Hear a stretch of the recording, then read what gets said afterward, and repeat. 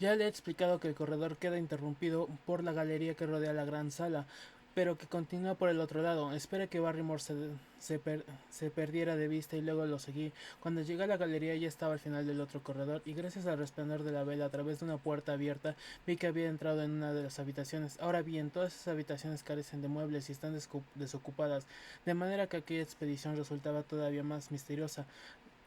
La luz brillaba con fijeza, como si Barrymore se hubiera inmovilizado. Me deslicé por el corredor y lo más silencioso que pude hasta asomarme apenas por la puerta abierta.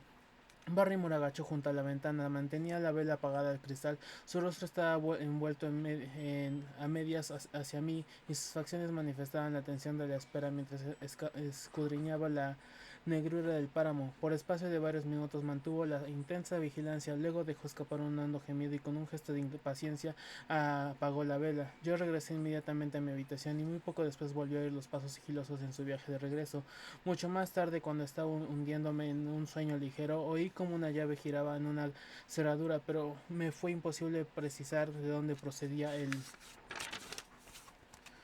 ruido. No soy capaz de adivinar el significado de lo sucedido, pero sin duda en esta casa tan melancólica está en marcha algún asunto secreto que más pronto o más tarde terminaremos por descubrir. No quiero molestarlo con mis teorías, porque usted me pidió que solo le proporcionara hechos. Esta mañana he tenido una larga conversación con Sir Henry y hemos elaborado un plan de campaña basado en mis observaciones de noche pasada, que, que no tengo intención de explicarle a usted ahora mismo, pero que sin duda contribuirá a que mi próximo informe resulte muy interesante. La luz en el páramo, según informe del Dr. Watson, mansión de los Baskerville, 15 de octubre.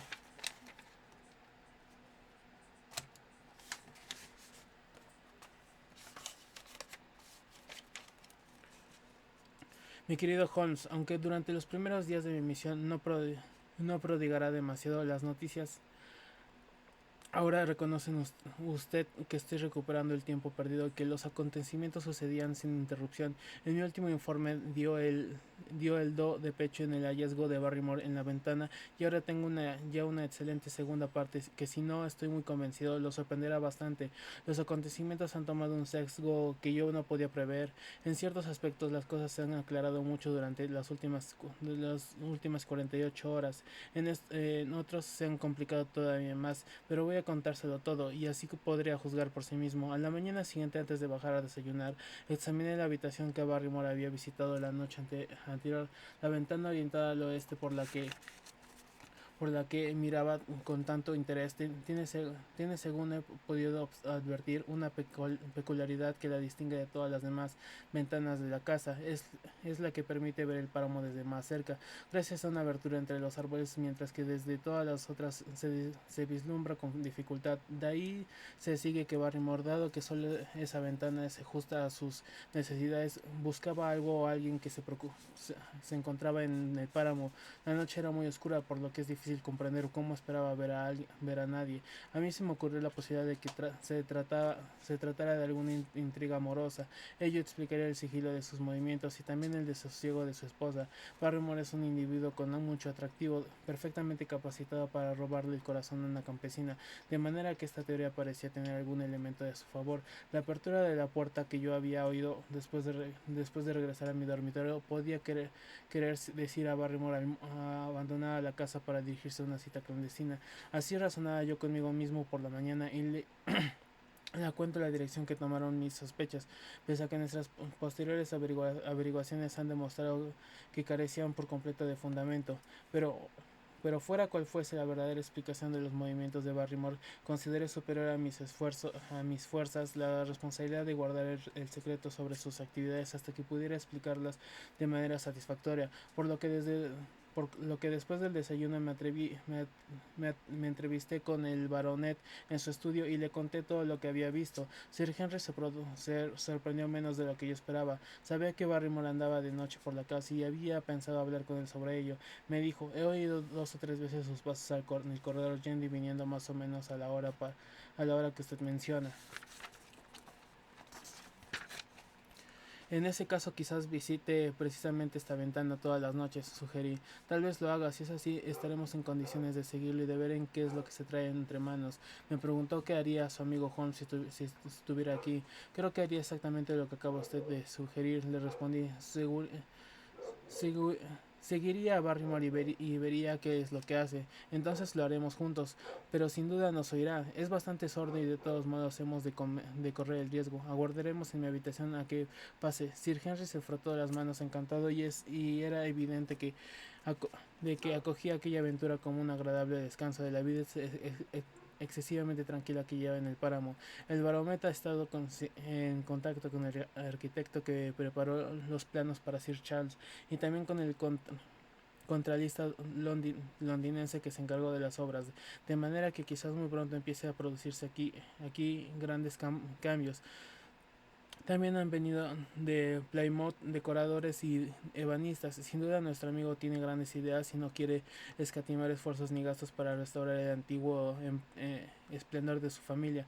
Con la casa arreglada y amueblada de nuevo, solo necesita una esposa para que todo esté en orden. Le diré entre nosotros que hay signos muy evidentes de que eso no tardará en producirse si la dama consiente, por, porque raras veces he visto a un hombre más prendado de una mujer que lo que está Sir Henry de nuestra hermosa vecina, la señora Stapleton. Sin embargo, el progreso del amor verdadero no siempre se produce con toda la suavidad que cabría esperar desde las circunstancias. Hoy, por ejemplo, la buena marcha del idilio se ha visto perturbada por un obstáculo inesperado que ha causado considerable perplejidad y enojo a nuestro amigo. Después de la convención acerca de Barrymore que ya he citado, Sir Henry se caló el sombrero y se dispuso a salir como la cosa más natural. Yo hice lo mismo. ¿Cómo? ¿Viene usted conmigo, Watson? Me pregunto mirándome de una forma muy peculiar. Eso depende de que se dirija al páramo, le respondí. Sí, es lo que voy a hacer. Bien, ¿sabe usted cuáles son mis instrucciones? Siento entrometerme, pero sin duda, y recuerde usted lo mucho que Holmes insistió en que no lo dejase solo, y sobre todo lo que no se internara por el páramo sin compañía. Sir Henry me puso la mano en el hombro acompañando el gesto de una cordial sonrisa. Mi querido amigo, dijo, pese a toda su sabiduría, Holmes no previó algunas de las cosas que han sucedido desde que llegué al páramo, ¿me entiende? Estoy seguro de que no desea usted convertirse en aguafiestas. He de salir solo. Sus palabras me colocaron en una situación muy incómoda. No sabía qué hacer ni qué decir, y antes de que tomara una decisión, Sir Henry cogió el bastón y se marchó.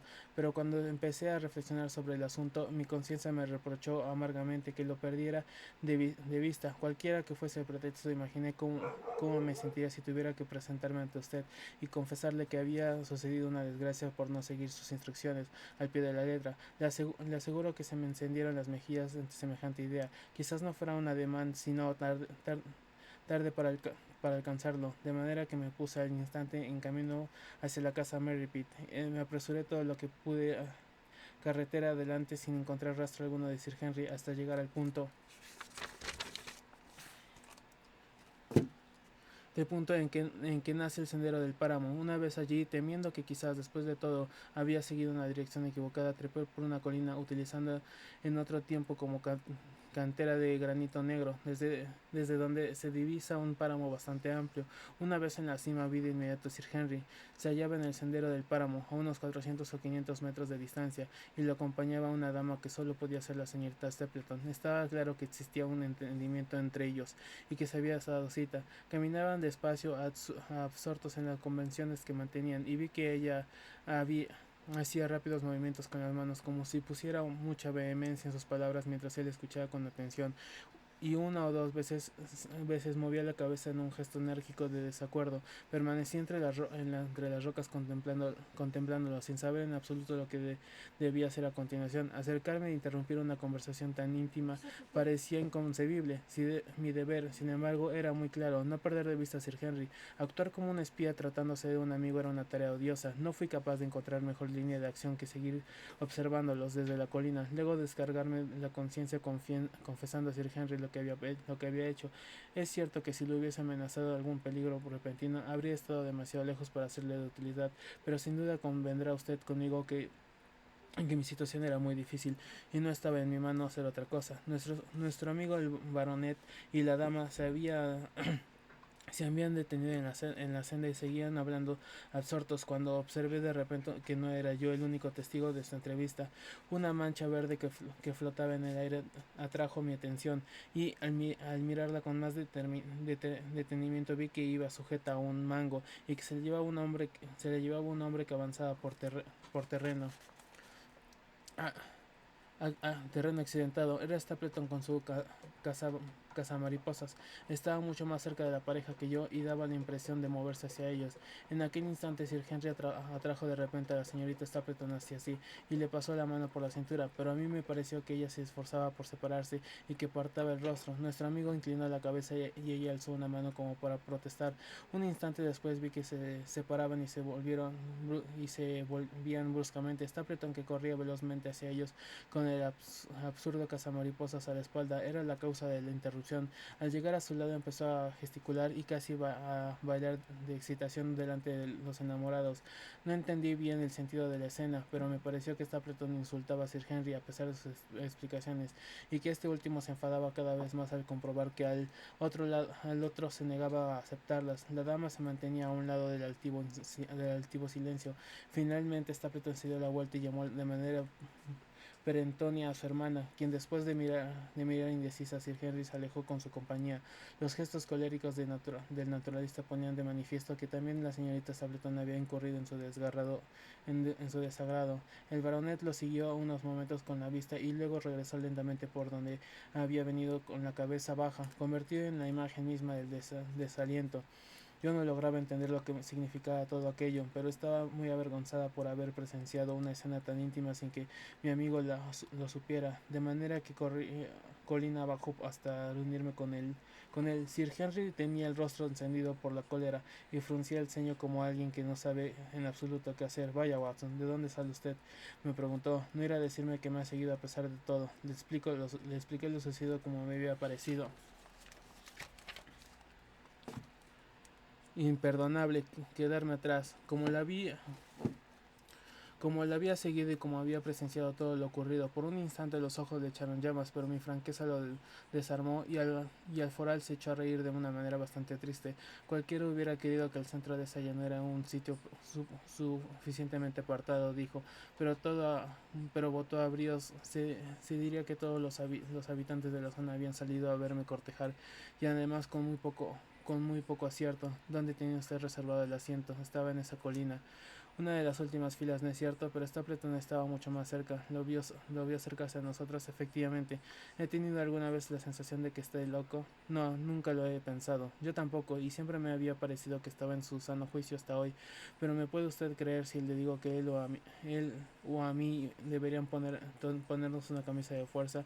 ¿Qué es lo que me pasa de todos modos? Usted lleva varias semanas viviendo conmigo, Watson. Dígame con sinceridad ahora mismo, ¿hay algo que me impida ser un buen esposo para la mujer que amé? Yo diría que no. Sin duda esta no desaprueba mi posición social, de manera que se trata de mi persona, pero ¿qué tiene contra mí? Que yo sepa, nunca he hecho daño a nadie. Sin embargo, no está dispuesta a siquiera permitir que roce la mano de su hermana.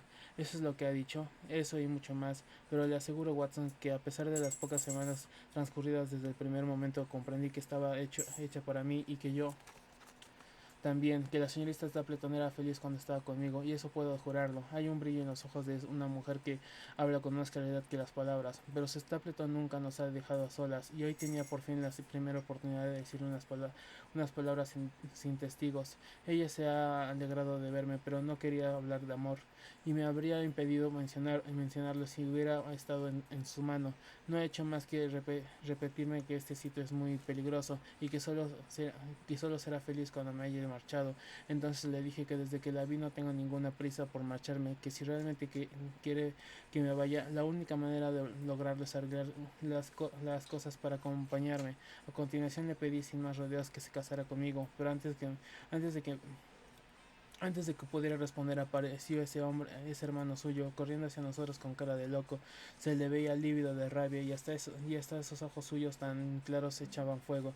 ¿Qué estaba haciendo con Beryl? ¿Cómo se atrevió a ofrecerle unas atenciones que ella encontraba sumamente desagradables? ¿Acaso creía que por ser baronet podía hacer lo que me viniera en gana?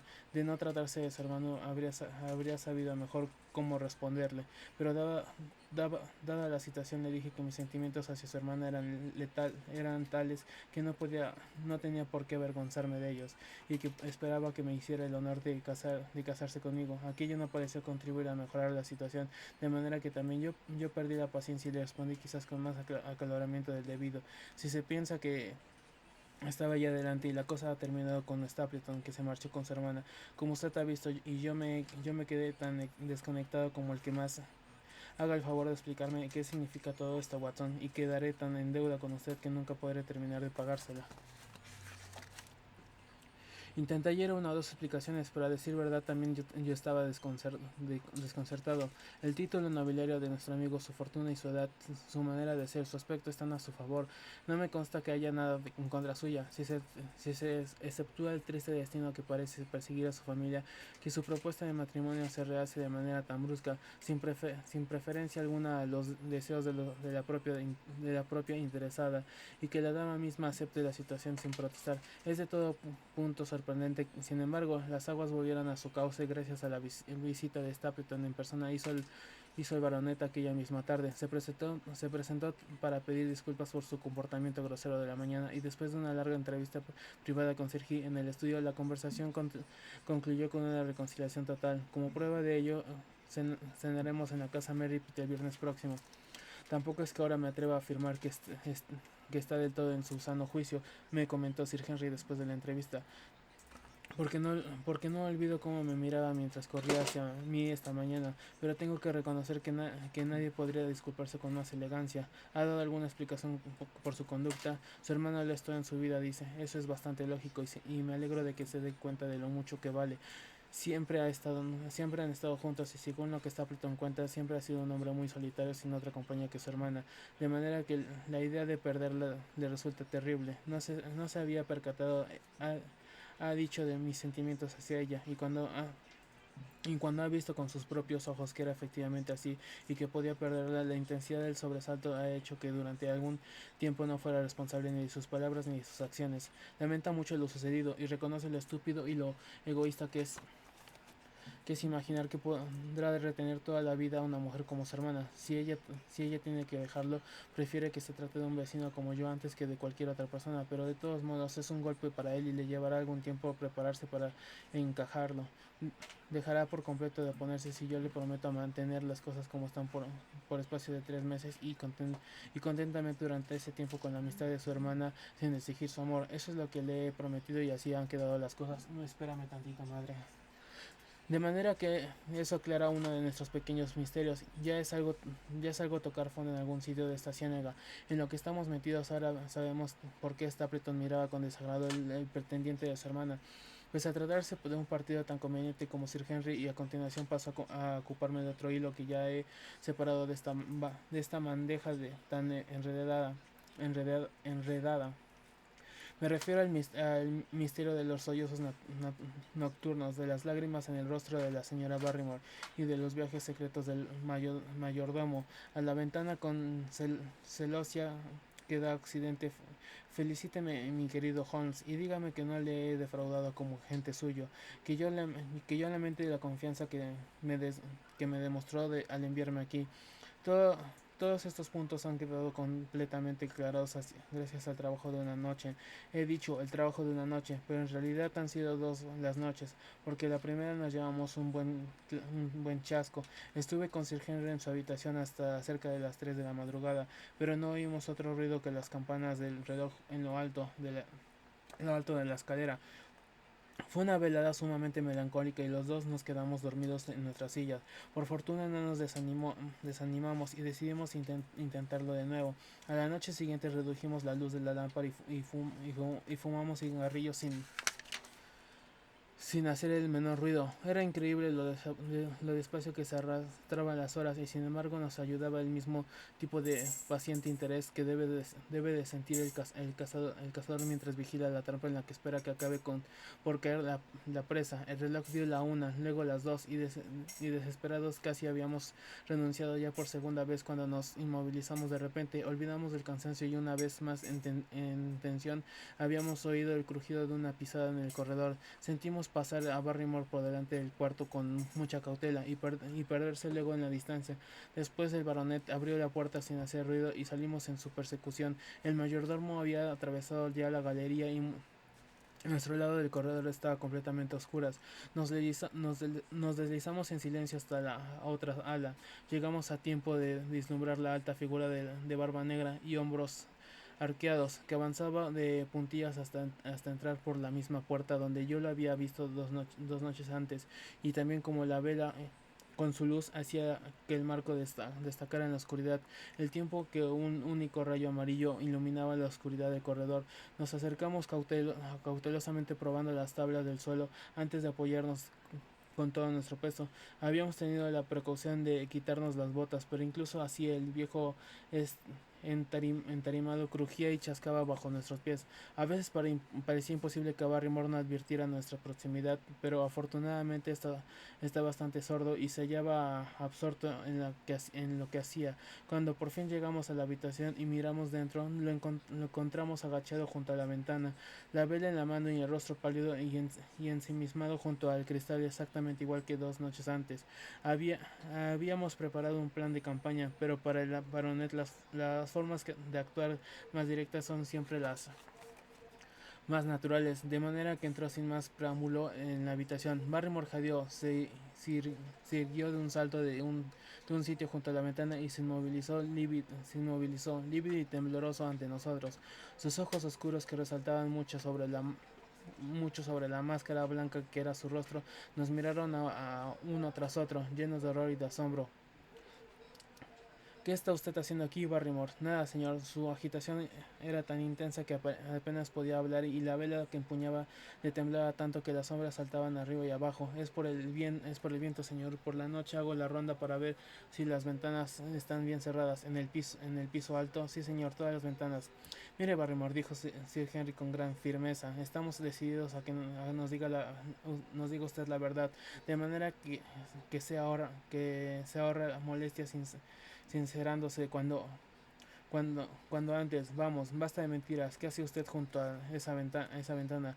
El mayordomo nos miró con aire desvalido y se retorció las manos como alguien que se halla al límite de la duda y del sufrimiento. No hacía nada malo, señor, solo estaba delante de la ventana con una vela encendida. ¿Y por qué estaba usted con una vela encendida delante de la ventana? No me lo pregunte, Sir Henry, no me lo pregunte. Le doy mi palabra de que el secreto no me pertenece y no me es posible decírselo. Si solo dependiera de mí, no trataría de ocultárselo. De repente se me ocurrió una idea y recogí la vela del alféizar donde la había dejado el mayordomo. Debe servirle como señal, dije. Veamos si hay respuesta. Sostuve la vela como la había hecho él, al mismo tiempo que escudriñaba la oscuridad exterior como las nubes ocultas. La luna solo distinguía vagamente la hilera de árboles y la tonalidad más clara del páramo, pero enseguida se me escapó un grito de júbilo porque un puntito de luz amarilla había traspasado de repente el oscuro velo y después siguió brillando de manera uniforme en el centro del rectángulo negro que enmarcaba la ventana. Ahí está, exclamé. No, señor, no es nada, nada en absoluto, intervino el mayordomo. Le aseguro que mueve la luz de un lado al otro de la ventana, Watson, exclamó el baronet. Ve, la otra también se mueve. ¿Qué nos dice ahora, bribón? Sigue negando que es una señal. Vamos, hable. ¿Quién es su compinche y qué fechoría es la que se traen entre manos? La expresión de Barrymore se hizo desafiante. Es asunto mío y no suyo, no se lo diré. En ese caso deja usted de estar a mi servicio ahora mismo. Muy bien, señor, si así se ha de ser, así será. Y se marche deshonrado. Por todos los demonios, tiene usted motivos para avergonzarse de sí mismo. Su familia ha vivido con la mía durante más de 100 años bajo este techo. Y he aquí que lo encuentro metido hasta el cuello en alguna siniestra intriga en contra mía. No, señor, no es en contra de usted. Era la voz de una mujer, la señora Barrymore, más pálida y más asustada aunque su marido. Se hallaba junto a la puerta, su voluminosa figura envuelta en un chal y falda podría haber resultado cómico de no ser por la intensidad de los sentimientos que se leían en su rostro. Tenemos que marcharnos, Elisa. Este es el fin. Ya puedes hacer el equipaje, dijo el mayordomo. John, voy a hacer yo la causa de tu ruina. Todo es obra mía, Sir Henry. Yo soy el responsable y todo lo que he hecho lo he hecho por mí y porque yo se lo he pedido. Hable entonces, ¿qué significa todo esto? Mi desgraciado hermano se ha estado muriendo de hambre en el páramo. No podemos dejarlo perecer a las puertas mismas de nuestra casa. La luz es una señal para decirle que tiene comida preparada y él, con su luz, nos indica el lugar donde hemos de llevársela. Entonces su hermano es el preso escapado, señor Selden, el criminal. Así es, señor, intervino Barrymore. Como le he dicho, el secreto no era mío y no se lo podía contar, pero ahora ya lo sabe y se dará cuenta de que si había una intriga no era contra usted. Esa era, por tanto, la explicación de las sigilosas expediciones nocturnas y de la luz en la ventana. Tanto Sir Henry como yo nos quedamos mirando a la señora Barrymore sin esconder nuestro asombro. Cabía imaginar que aquella persona de respetable tan impasible llevaba la misma sangre que uno de los delincuentes más tristemente célebres del país. Sí, señor, mi apellido de soltera era Selden y el preso es mi hermano pequeño. Lo consentimos demasiado cuando niño y lo dejamos que hiciera en todo su santa voluntad, por lo que llegó a creer que el mundo no tenía otra finalidad que proporcionarle placeres y que podía hacer lo que le apeteciera. Más tarde, al hacerse mayor, frecuentó malas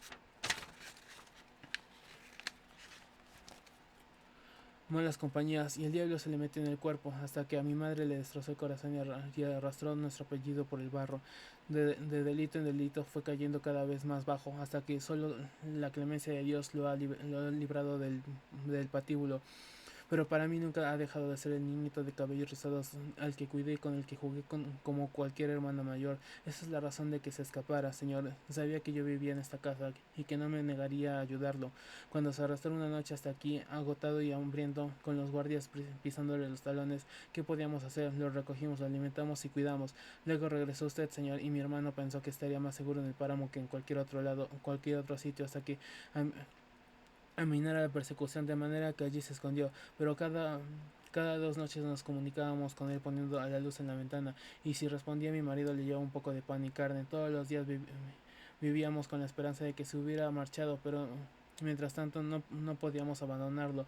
Soy una buena cristiana y eso es toda la verdad. Comprende usted que si hemos hecho algo malo, no es mi marido quien tiene la culpa, sino yo, porque todo lo que ha hecho lo ha hecho por mí. Las palabras de la mujer estaban llenas de una vehemencia que las hacía muy convincentes. Esa es la verdad, Barrymore. Sí, Sir Henry, del principio al fin. Bien, no puedo culparlo por apoyarse en su esposa. Olvide lo que le he dicho antes. Vuelvan a los dos a su habitación y mañana por la mañana seguiremos hablando de este asunto.